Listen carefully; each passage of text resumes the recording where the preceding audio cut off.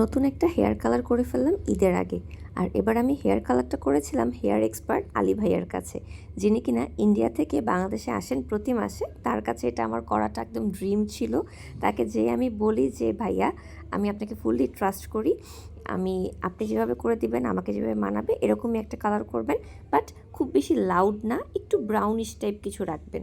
So এরপর বাকিটা সে বললো ওকে ফাইন, আমি করছি, তুমি জাস্ট আমার প্রসেসটাকে বিলিভ করো।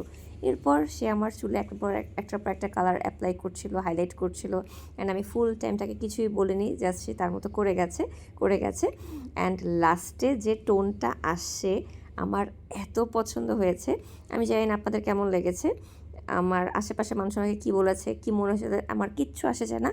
আমার পার্সোনালি কালারটা অনেক পছন্দ হয়েছে, কারণ আমি এরকম লাউড কালার, এরকম লাইট ব্রাউন টাইপের এই টাইপ কালার আমি কখনোই করিনি। আর এই কালারটার নাম না একটু প্ল্যাটিনাম ব্লন্ড বা অ্যাশ ব্লন্ড বলতে পারেন আপনারা। ও ভাইয়া আমাকে প্ল্যাটিনাম ব্লন্ডের কথাই বলেছিল।